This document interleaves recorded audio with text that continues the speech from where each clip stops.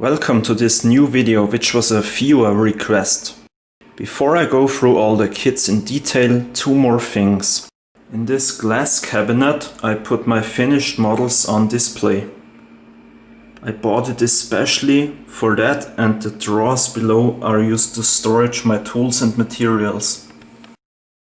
And you might think that I have a fancy workbench, but this photo box is what I use.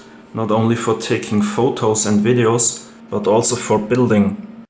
And over here I edit the videos, buy new kits. Now let's take a look what I accomplished here. Alright, so here we have the first kit, which is this F15C. This was one of the first kits I ever built about 15 years ago. And when I moved in with my girlfriend, I already stopped this hobby for a long time. So I threw away all my finished kits, and this was the only one I took with me. And it doesn't even look that bad considering its age and my skills back then. I brush painted all of this. I did not have an airbrush back then. You can see a lot of silvering on the decals, and the canopy is very foggy. Oh, there's actually a pilot in there. I guess I can't really see a lot. But yeah, this was the Tamiya F15C in 48th scale. One of the first kits. Let's take another look. I wonder what the cockpit will look like from inside, but you can't really see anything because of all the fogging and scratches on the canopy. But yeah, this was the only kit that survived. And I did not even paint the Sparrow missiles. I did not remove the flash. I did no filling. I used fantasy colors. There is a lot of glue here. And I don't know what happened here. But yeah, as I said, this was one of the first kits that I built as a kid. And now let's move on to the latest ones. Alright, here's something else that I built when I started modeling again. That was about 3 years ago, or 3.5 years ago, when I found 3 unbuilt kits in my closet. One of those was this Leopard I tank. And as you can see, this one is the test subject for all the new weathering things and mud and what else I have. I also drilled some bullet holes into it. You can't even see them anymore because of all the dirt. And this hole here was where I tested the still water from Vallejo. This is extremely dirty, not realistic anymore. But yeah, pretty old kit, and one of the first I built when I started modeling again. Here the first jet that I built when I started modeling again. This is a base from Coastal Kits. I won this from a raffle. This looks really cool. An aircraft carrier deck. And yeah, this kit is from Revell, 1/44th scale, F14A Tomcat. It's really glossy, as you can see, all painted with the brush. And yeah, I mean, it's all black, so it's not really special. You can't do much wrong. Let's see if the wings... No, the wings kind of move, but yeah, I don't want to destroy it. The missiles actually don't look that bad, but it's all very glossy and yeah, I don't know. But as I said, the first jet that I built when I started this hobby again. After this one I built the Eurofighter Typhoon twin-seater in 72nd scale. I threw that one away when I finished my Eurofighter Typhoon single-seater a few months ago because it looked so bad, and I replaced it with the new Eurofighter model, but here are some pics. So after this Eurofighter Typhoon twin-seater I wanted to build something easier to get a bit of experience, and this was the F18C from Revell, the Hornet. And to be honest, this also looks quite bad. Cockpit seems to be okay, but yeah, this was all painted with a brush. As you can see, you can really see all the brush streaks.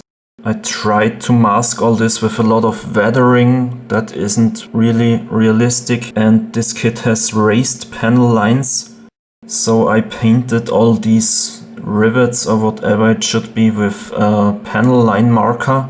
I did hundreds of small dots here, but that doesn't make it any better. Landing gear is okay, but I don't like any kits with raised panel lines. I even try to avoid them nowadays, so I don't have to sand it down. And yeah, F18C Hornet. Yeah.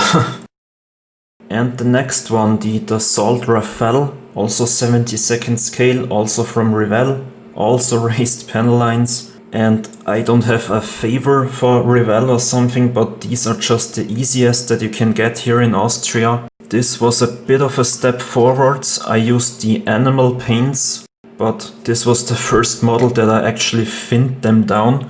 You can still see the brush strokes, but it's not that bad anymore. And I really like this emblem here on the stabilizer. And yeah, this was a bit better than the previous models, but not really a huge step forwards for me. But the Rafale is still, in my opinion, one of the most beautiful fighter jets. I got another kit from Hobby Boss. Let's see when I will build that. This is the marine version, as you can tell, by this enforced landing gear. It has a lot of decals. I think only on one of the fuel tanks there are 25 decals. Yeah, a bit of weathering going on down here. The Mika air-to-air missiles here on the wingtips and down here. It doesn't look that bad from a distance, but I hope that I can build my Hobby Boss Rafale soon to replace this one. The next one was this MiG-29 from Italeri, my first Italeri kit. And it has the special paint scheme from the Polish Air Force. I chose this one because I saw this exact version at an air show in Austria and I really liked it.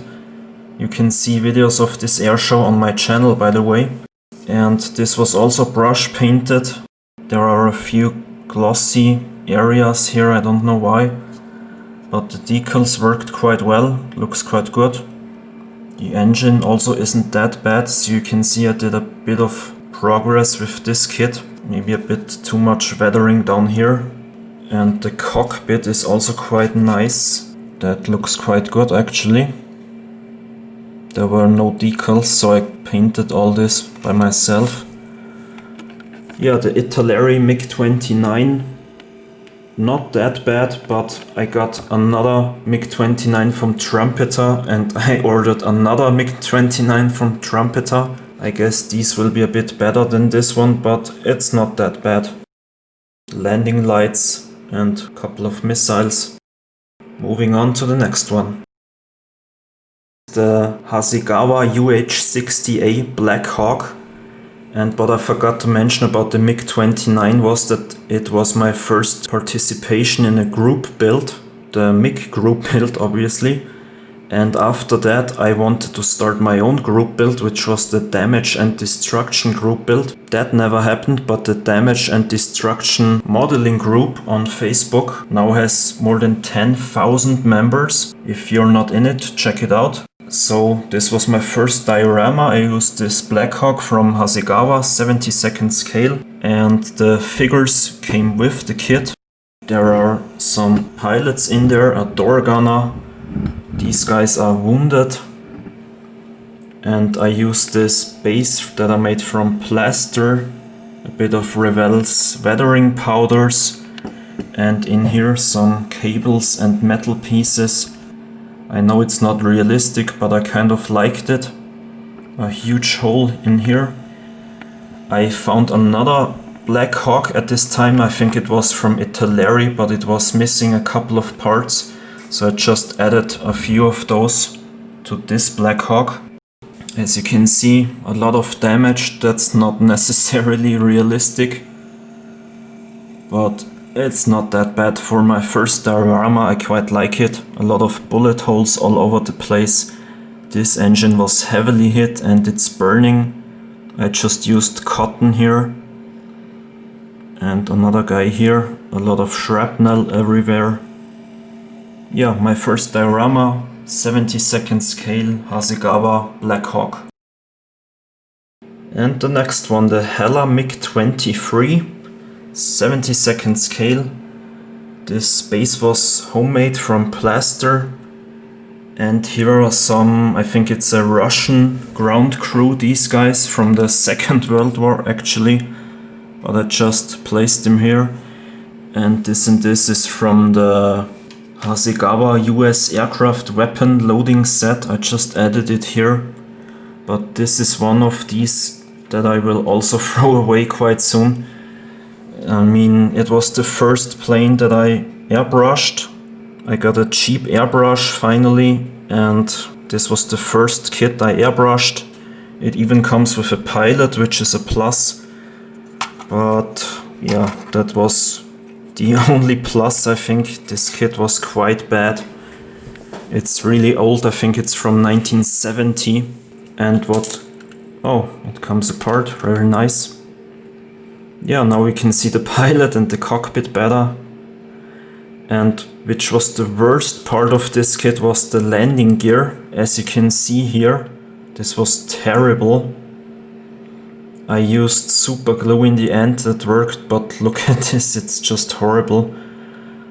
I know in the video about this MiG I said that I will build a crash landing diorama out of it, but no, thank you. This is also a test subject for a lot of weathering and stuff like that. Oh, I found another plus, which is that the wings are still movable. But other than that, this kit was really bad, and also my building skills back then weren't good enough to make something proper out of this. I think I might remove this pilot and use it on another kit. He doesn't look that bad. Yeah, Hella MiG-23. Now we are talking. This is the Revell G45 Dragon in Austrian colors to celebrate 1000 years of Austria. And this was the first kit that went together really nicely, if you ask me. I still use it enamel paint back then, and it was quite difficult to get these two parallel lines here. But the result for me as an Austrian is really good. I really like this scheme. I saw this jet fly live at an air show back when it still flew. The only downside was the cockpit. There wasn't much detail in there. But I mean, just look at this livery. It's so beautiful. I mean, I did a few mistakes here and there. It's quite difficult with the white to not get dirt on it. I looked up all the photos I had from a museum and the air show where I took photos of this special livery and tried to be as accurate as possible, and I think this one looks quite good, doesn't it? The RA66 Comanche helicopter, or stealth helicopter better to say, but probably not with this loadout. I don't know if you can call this a diorama. I used Coastal Kit's display base. The rotor wash display base, I think that's what it's called. And you can see this Hellfire missile here going off the rail. And yeah, this is nothing special. This helicopter is just NATO olive and that's it. So I wanted to add a bit more. The rotor is still spinning. This was the only time I used Revell's spray can to prime. As you can see here on the canopy, these white leftovers are from this primer. And the kit doesn't come with pilots, these are 3D printed, but if it flies it has to have pilots in my opinion, so I added these. And you can still move the gun and this, I don't know what it is, flare or something like that, you can still move that. So the actual kit isn't that bad, but I just wanted to add a bit more to it and that's why it's on this base. In 72nd scale, the MiG-21 from Revell. Metallic colors, something different, and this kit was actually quite good. I just sold an Eduard MiG-21 and of course that's much better, but actually this Revell kit also isn't that bad. I had to do some filling here at the wing root, but the overall surface detail is quite good. Maybe a bit too much weathering here, but all in all, this looks quite good. Let's take a closer look on the cockpit. I think that was also quite good. don't know if you can see that, but it's quite detailed. You even have the instruments here on the side panels, which is nice. Down here I used the rocket pods and the fuel tank. Yeah, a bit too much weathering for my taste, but it is what it is. My first diorama using LEDs. This is the Bandai ATM6 Heavy Assault Walker in 505th scale, so it's really tiny. And I used two LEDs, one here for this explosion, and here on this styrofoam base I added this crater and turrets, and here is the second LED, this fire effect. Yeah, it doesn't look that good, but I was able to take quite a few good pictures. And if we switch off the light, it looks a bit better. These tiny turrets were made out of modeling clay. The kit is very good. If you're a Star Wars fan, I can really recommend getting this one. And yeah, that was my first diorama using LEDs. I will quickly show you how cheap it is. Down here, just the cables and the battery case glued to this styrofoam with duct tape. But I was able to hide the cable here somewhere, so it's not visible. Here you can see it a bit. And the explosion also made from cotton. And another premiere, my first Second World War aircraft, the Messerschmitt BF109G10 from Revell, also in 72nd scale. I got this together with the Luftwaffe colors from Ammo of MiG, and I wanted to test them, and this was the result. I really like the paint scheme and the decals. I tested a couple of products here on this kit and everything worked out quite nicely. As you can see, I did a bit of chipping here on the wing root, maybe a bit too much. But overall I really like the result, and I hope to build more World War II aircraft soon. I got a few of these in my stash. Oh, that's a bit too much weathering down here and a bit too glossy. Let's leave it like that, that looks better. Yeah, I got a few more World War II aircraft. Maybe I will build these soon. We will see. Now here is one that I'm still not sure if I like it or not, because it's so special. That's why it's called the Special Colors version of the F16 from Italeri in 72nd scale. This is an Italian version. It's all black, and these green stripes you can see here are all decals.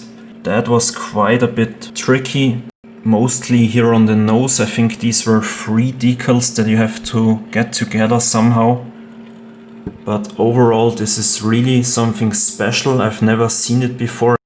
I spontaneously bought the kit when I saw it, but it has something, you know, it's something special. And the cockpit seems to be quite nice too. Let's just take a quick look on the underside.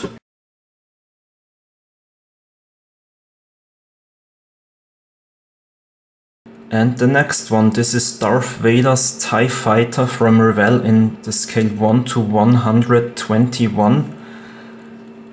What I forgot to mention here is that for most of these kits there are separate build review videos on my channel. Make sure to check them out. There is none for this kit because I built this together with my girlfriend just for fun. And what really annoyed us in the end was that there is a Darth Vader figure in there. We painted this one really detailed, and yeah, now take a look. Can you see him? I can't. Yeah, but nonetheless this kit was quite nice. It only has about 21 parts or so. And we did a bit of a wash and weathering on it, and yeah, nothing special, but if you're a fan of Star Wars, you can't do much wrong with these kits.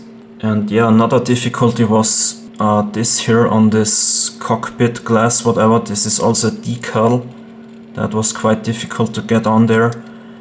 And a few gaps here and there. Could have filled these, but yeah, it was just for fun. And it was quite simple. And yeah, that's it.